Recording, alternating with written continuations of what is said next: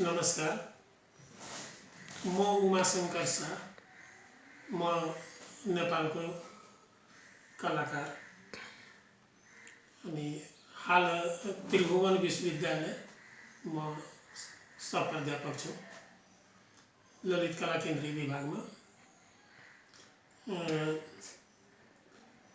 म 1982 मा बनारस हिन्दू युनिभर्सिटीमा फाइन आर्टको पढाइको लागि त्यहाँ दाखला भएको थियो। त्यो बेलामा मिथिला या मधेसबाट फाइन आर्टमा एजुकेसन लिने एकजना पनि व्यक्ति थिएन। म पहिलो व्यक्ति थियो त्यो जुन एउटा फाइन आर्टको एजुकेसन लिएर 1991 मा म काठमाडौँ फर्केको थियो र त्यो बेलादेखि हालसम्म निरन्तर कला प्रदर्शनीहरू गर्दै आएको छु। स्वदेशमा विदेशमा लगायत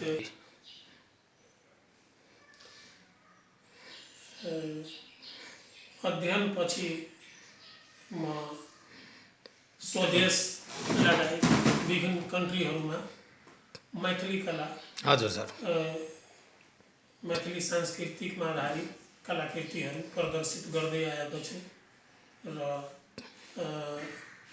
सुरुको दिनमा मैले काठमाडौँको यहाँको जुन हेरिटेज मिथिला हेरिटेज हेरिटेजमा म अलि पछि आएँ। हजुर पहिला चाहिँ मैले चाहिँ काठमाडौँको मल्लकान इङ्ग्लिस विकालीन हजुर हेरिटेज हजुर जुन थियो त्यसमा काम गरेँ। त्यसपछि चाहिँ अहिले मैथिली सम्पदामाथि चाहिँ म कलाकृतिहरू गर्दै देश विदेश। हजुर लक्ष्मी तपाईले हेरिटेज भन्नुभएको थियो। हजुर सर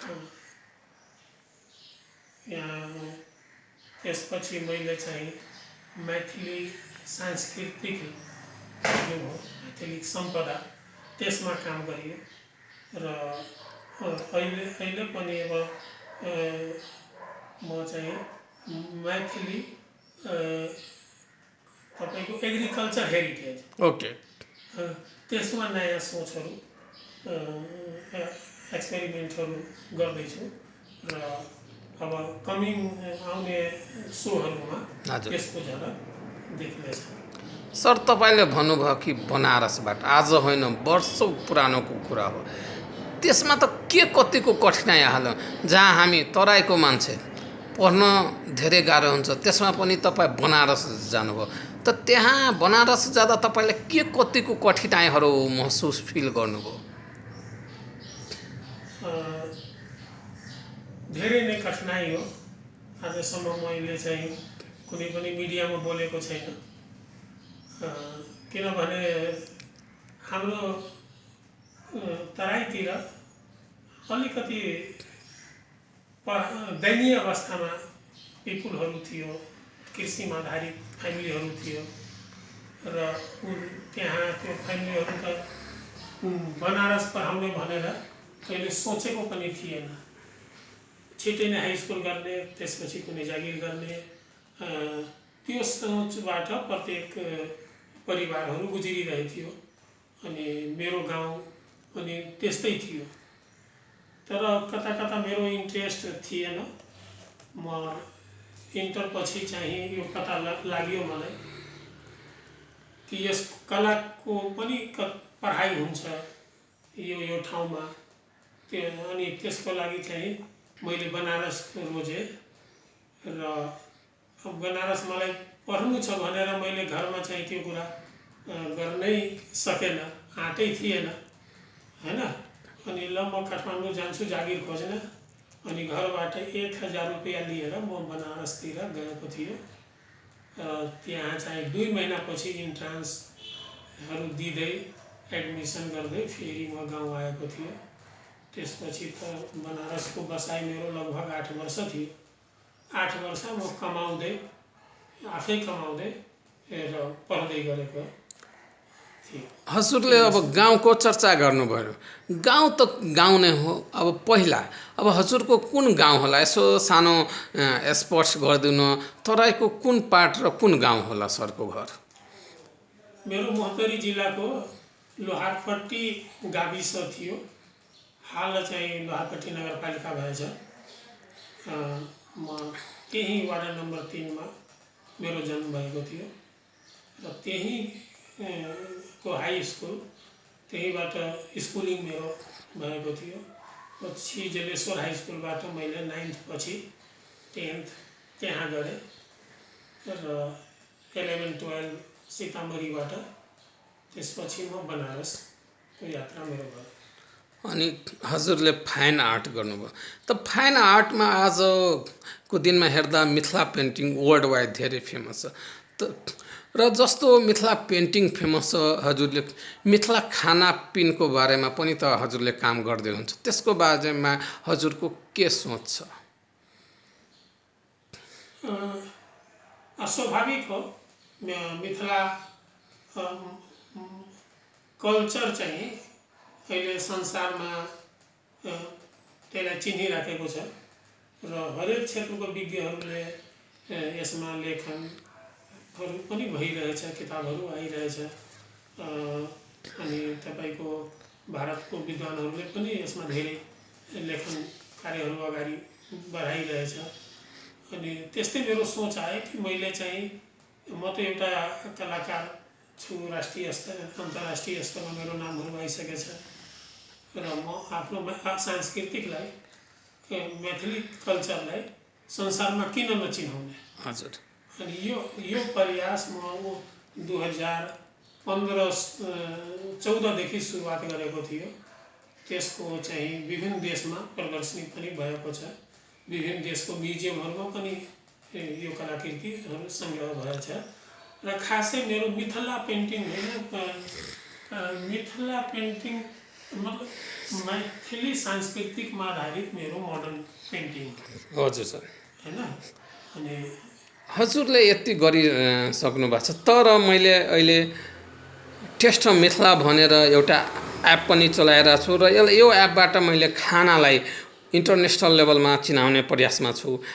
यदि यिनीहरूलाई हजुरले यो सबै व्यथा कथा सुनायो भने, यदि भोलिको दिनमा यदि मैले सबै इन्टरनेसनल मैथिली खानालाई इन्टरनेसनल तरिका लाग्दा हजुरको तर्फबाट मेरो तर्फबाट के कति चुनौतीहरू भोलिको दिनमा आउन सक्छ? अवश्य नै चुनौतीहरू छ। अब मलाई लाग्छ त्यो सङ्ग्रह गर्नलाई तपाईँ पनि धेरै स्टडी दुरदुर गरिराख्नु भएछ। म पनि यसलाई कलाकृतिमा ढाल्नको लागि धेरै नै दुरदुर गर्न गरिरहेछु। किनकि जब हाम्रो यो नयाँ रेल चल्ने भनेर कुरा मैले सुनियो, त्यो कुरा सुनेको मैले चाहिँ 2015 सालमा, यो इस्वी होइन 2015। अनि नयाँ रेल चलेपछि पुरानो रेललाई के गर्ने, त्यो त हाम्रो सम्पदा हो होइन, हाम्रो सांस्कृतिक त्योसित जुडेको हो, हाम्रो भावनात्मक सम्बन्ध हो। अनि म चाहिँ त्यो रेलको खोजीमा निस्केँ। अनि थाहा भयो यो पुरानो सबै रेल चाहिँ खोजरी स्टेसनमा थुपारेर राखेको हो। अनि म त्यहाँ चाहिँ जनकपुरबाट 30 किलोमिटर दूर त्यहाँ चाहिँ गएँ।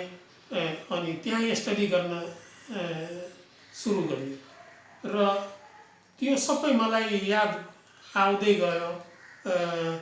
यो इन्जन जुन बेला म 7 क्लासमा थिएँ, 3 क्लासमा थिएँ, त्यो बेलादेखिको स्टोरी मेरो यो रेलमा यो थियो। तर आज थन्केको स्थिति थियो। कसरी म गाडीमा आफ्नो बुवालाई बहिनीलाई बिदा गर्न जान्थेँ, कसरी त्यो गाडीमा चढेर सिनेमा हेर्न जान्थेँ जनकपुर सहरसम्म होइन। एक क्षण चाहिँ मलाई चाहिँ त्यो सम्झनाहरू आउँदै गयो र त्यही सांस्कृतिकलाई म आर्टमा परिवर्तन गर्नुभएको छ। हजुरले पहिला त रेल भनेको जयनगरदेखि लोहरपट्टीसम्म जान्थ्यो, तर बिचमा जनकपुर मात्रै गरियो। अहिले हजुर अब फेरि रेल उतातर्फ नयाँ रेल जाने प्लानमा छ, त्यसमा हजुरले पेन्टिङ बनाउनु भएको छ। अब यसको पेन्टिङमा के कसो होला यसो एक्सप्लेन गरिदिए राम्रो हुन्थ्यो कि? जब मैले रेलको स्टडी गर्न गएँ तो पहिलो मेरो कहाँतिर ध्यान गयो कि जति पनि रेल थियो जुन हाम्रो हिन्दू धर्मको सबै देवी देवताको नाममा नामाङ्कन गरेको थियो, यो धेरै त्यो नामाङ्कन धेरै अगाडि युद्ध शमशेरको बेलामा या चन्द्र शमशेरको बेलामा गरियो होला। जसरी कि त्यहाँको जुन सांस्कृतिक हो, राम र सीता मिथिलाको एउटा सांस्कृतिक केन्द्र हो जनकपुर, त यो रेल पनि त्यो सांस्कृतिकमा आधारित यसको नामाकरण गरेको थियो। जसरी कि यहाँ यो हेर्नुहोस्, यो सीता इन्जन, हजुर, अनि रामा इन्जन पनि छुट्टै छ। अनि यो चाहिँ तपाईँको हेर्नुहोस्, यो कृष्ण हैन, हजुर, र यो रेलमा चाहिँ MJJR लेखिया छ डब्बामा। त्यहाँ अहिले टुटिसकेको अवस्थामा छ त्यो डब्बाहरू। MJJR को मतलब हो नेपाल जयनगर जनकपुर रेलवे। हजुर सर, नेपाल जनकपुर जयनगर रेलवे। जनकपुर चाहिँ नेपालमा पर्दछ र जयनगर चाहिँ इन्डियामा पर्दछ। अनि जनकपुरबाट जयनगरसम्म यो रेल जान्थ्यो। हजुर सर, कुनै रेल त्योभन्दा अगाडिसम्म पनि जान्छ नेपालभित्र, तर त्यहाँदेखि जनकपुरदेखि जयनगर सम्मको स्टोरी मैले यसमा समेटियो। त्यो स्टोरी के थियो कि हाम्रो जुन कल्चरल रिलेसनसिप हो, एउटा सम्बन्ध हो, अनि वैवाहिक सम्बन्धहरू, व्यापारिक सम्बन्धहरू, धार्मिक सम्बन्धहरू, त्यो भारतसित जुड्छ। अनि चाहिँ त्यही सम्बन्ध लिएर यसलाई मैले चाहिँ रोटी बेटी नाम दियो यो सिरिजलाई, जुन तपाईको चाहिँ भारतको भिजुअल आर्ट ग्यालेरीमा यसको ठुलो प्रदर्शनी पनि भयो हैन, र अहिले थाइल्यान्डको म्युजियममा अरू मेन प्रमुख ठाउँहरूमा सङ्ग्रहमा छ, नेपालको पनि मोना म्युजियममा छ। र यही रेलमा हाम्रो जम्मै सांस्कृतिक हो। अब त्यो के हो कि जसरी राम कहाँको हो? अयोध्याको। अनि सीता कहाँको हो? जनकपुरको। र जुन अहिले हाल पनि जुन त्यहाँको एउटा रिलेसन बन्छ, शादी विवाह हुन्छ, तो अहिले पनि चाहिँ रामको भेषमा दुला हुन्छ, सीताको भेषमा दुली हुन्छ। अनि त्यही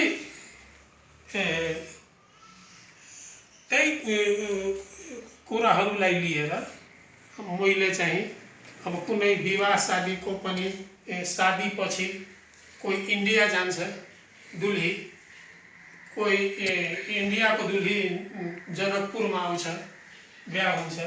सर यो राम हो हैन, अब यो रेलबाट गइरहेको हो हैन, यसलाई आधुनिक कन्सेप्टमा अहिलेको सिचुएसनमा मोटर्न बनाउनु भएको छ। तर यसमा साइकलको के महत्त्व होला सर? जब अहिले पनि हामी पहिला हुँदा जब हामी जनकपुरबाट जयनगर जाँदा साइकल हामी रेलको साइडमा हामी झुन्ड्याउँछौँ, तर यसको के कारण होला त? यो रेलको साइडमा पनि झुन्डेको हो। अब यसको कारण, यसको दुई तीनटा कारण हो। रेल जनकपुरदेखि जयनगरसम्म हो, अनि मान्छे गाउँबाट रेल चढ्न आउँथ्यो, जयनगर जानु पर्थ्यो, त गाउँबाट स्टेसनसम्म साइकल यात्रा गर्थ्यो। अब त्यहाँबाट इन्डिया जानलाई रेलमा बस्थ्यो, विदाई भएर आउँथ्यो र साइकल पनि दाइजोमा या गिफ्टमा भन्नुहोस् ल्याउँथ्यो, अनि त्यो पनि यसमा राख्थ्यो त्यो। अनि त्यो शादी विवाहको ब्यान्ड बाजा रेडियो ल्याएर त्यो माथि राखेको साइकल पनि। अनि कतै दुल्हा पनि पदान पक्रेर आउने स्थिति छ, सिट नपाउँदाखेरि हैन, दुल्ही पनि उभिएर गइरहेको हो, भिड हुन्थ्यो ट्रेनमा अनि खास त्यो कन्सेप्टमा चाहिँ यो चाहिँ चित्राङ्कन गरियो। यो भनेको यो जनकपुर र जयनगरको रेल भयो तपाईँले हेर्नु भएको छ। यो यत्रो ठुलो रेल लाई एउटा छायाङ्कन गरेर यसलाई देखाउन खोजेको हो।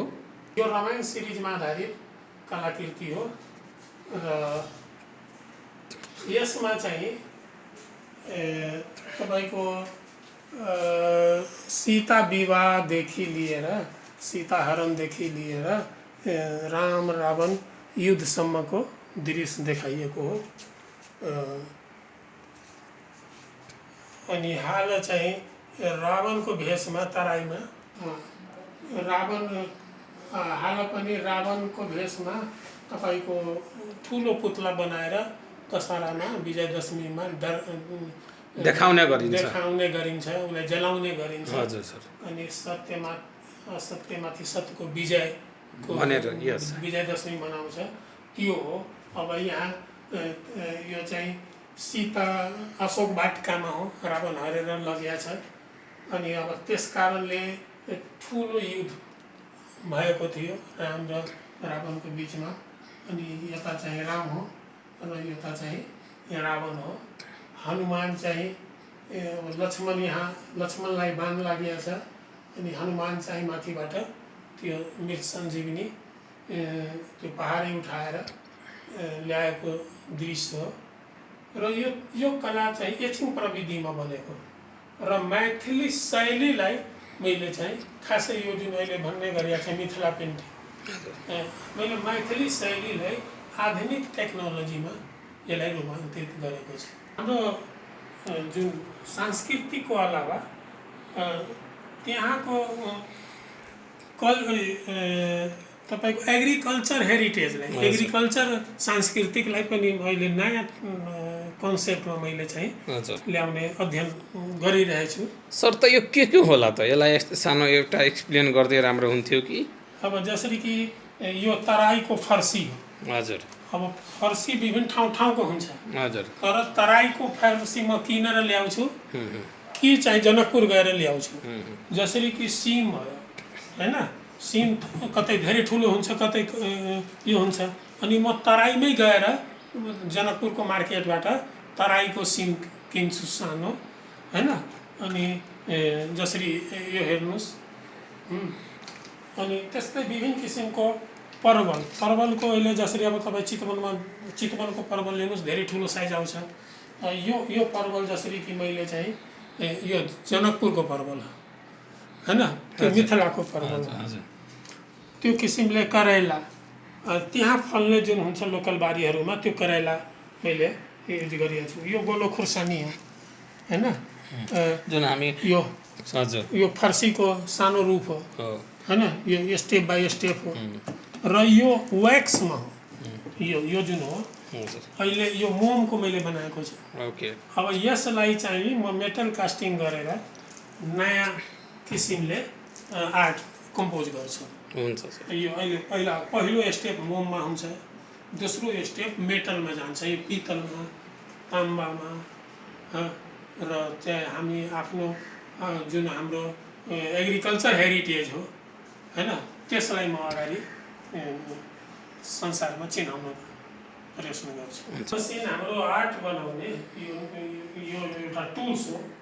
अनि पहिलो चाहिँ हामी चाहिँ यसरी जिङ्क प्लेटमा आर्ट बनाउँछौँ हैन, विभिन्न केमिकल विभिन्न एसिडहरू प्रयोग गरेर।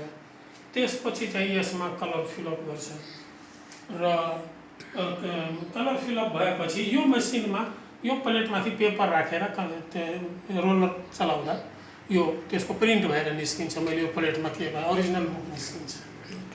त्यो एउटा यो हो। र यो कला चाहिँ नेपालमा भित्र्याएको पनि मै पहिला विश्वविद्यालयमा यसको पठन पाठन थिएन। म आएपछि यसलाई विश्वविद्यालयको कोर्समा लागू गरेर अनि पहिला म एकजना मात्र थिएँ यो विधामा एमए गर्ने हैन, यहाँ बसेर काम गर्ने। अहिले त लगभग तपाईँको 50 जना त एमए गरिसक्यो, 100 जना जति यो विधामा केही न केही काम गरिरहेछ।